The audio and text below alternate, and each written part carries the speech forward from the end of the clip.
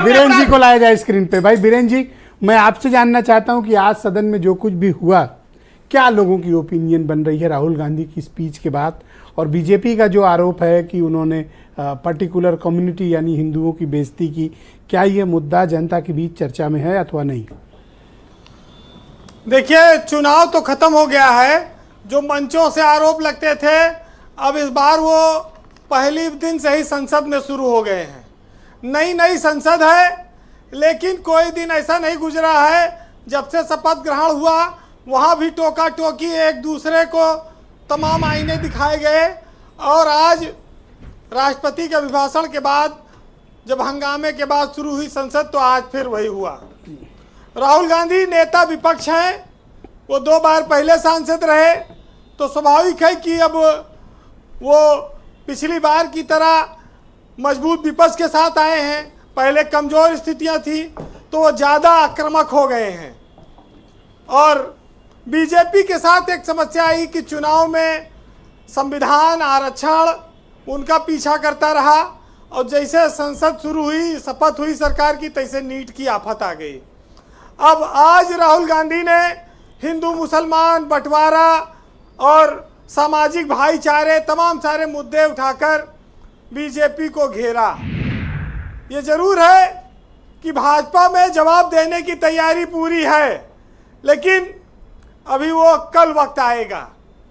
राहुल गांधी अब पप्पू तो रहे नहीं, न उनको कोई पप्पू कहता है।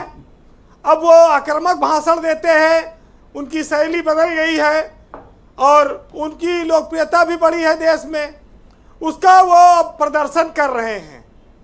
लेकिन ब्रजेश जी, सियासत हमेशा अपने फायदे के लिए, चाहे इधर बैठा आदमी चाहे उधर बैठा, वो अपने फायदे के हिसाब से मुद्दे उठाता है, उछालता है। हिंदू मुस्लिम की बात आती है, धर्म अधर्म की बात आती है, तमाम सारे विवाद होते हैं और उनको लाया जाता है सामने। लेकिन जो देश, जो मुल्क तेज तरक्की करने में विश्वास रखता हो, वो सब इन सब बातों के इतर एक बेहतर जीवन कैसे हो, एक राष्ट्र स्थिर सरकार के तौर पर कैसे आगे बढ़ाए, इस पर ज़्यादा सोचता है। आज के नौजवान इन सब चीज़ों से ज़्यादा आगे की सोचते हैं। आज एक महत्वपूर्ण दिन है, इसलिए 2 चीज़ों की वजह से देश में एक नया कानून लागू हुआ है। अब वो जो CRPC थी वो बदल गई, अंग्रेजों के ज़माने का कानून। अब भारत का नया नागरिक संहिता आ गई, यानी कि BNS। अब CRPC गायब हो गई, IPC चली गई। आज इत्तेफाक से मुझे इसी पर डिबेट भी करनी थी, आपसे डिस्कस भी हुआ था, लेकिन ये सदन के सडन डेवलपमेंट की वजह से हमें इस पर आज चर्चा करनी पड़ी। अब हत्या, लूट और तमाम सारी धाराओं का स्वरूप बदल जाएगा। पहले 420 था, धोखाधड़ी पे अब कुछ और हो गया। दूसरा महत्वपूर्ण दिन यह है कि आज समाजवादी पार्टी के अध्यक्ष अखिलेश यादव का जन्मदिन है।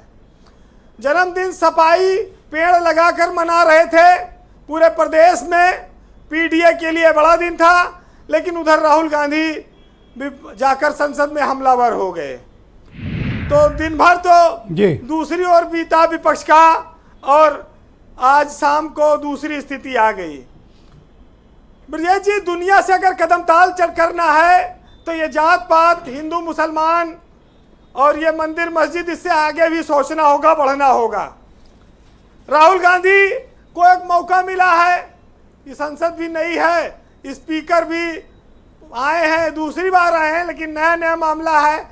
और पिछली बार जो नहीं कह पाए थे, अब की बार कह लो, तो ये भी एक तरह से जो है संयोग सब बना हुआ है।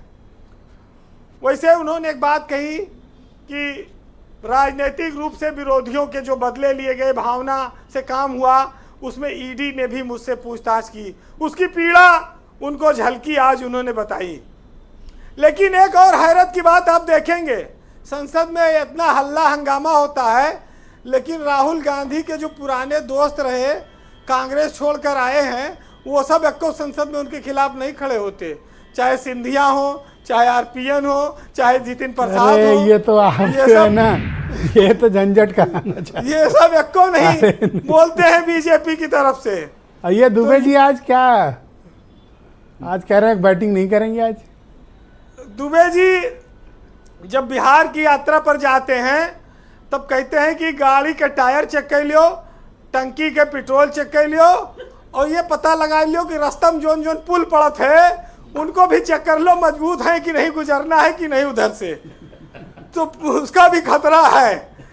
तो आजकल तो दुबे जी की पार्टी राष्ट्रीय है, दोनों जगह इनकी सरकार है, थाना तहसील में इनकी चल रही है, तो स्वाभाविक है कि भाई अब इस समय उनका माहौल इतना अच्छा क्लेम है। तो समीर सिंह बेचारे नहीं कर पाते रहे जितना क्लेम आप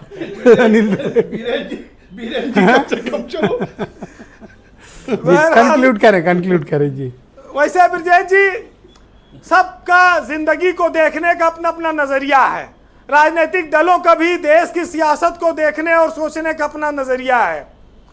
कुछ लोग होते हैं कि वो भावना में ही सारी दिल की बात कह देते हैं, और कुछ लोग ऐसे भी होते हैं कि गीता पर भी हाथ रख के सच नहीं बोलते। तो हमारा देश इसी तरह के विचित्रताओं से, लोगों से भरा हुआ देश है, और उसमें एक पार्टी समर्थन करती है, एक पार्टी इनकार करती है जी।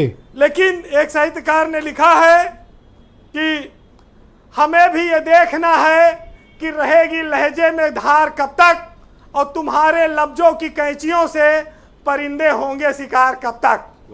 और इलाही, मेरी ये तंगदस्ती भी अब तो घबरा के पूछती है कि हिसाबे 2, 3, 4 कब तक, महाजनों से उधार कब तक।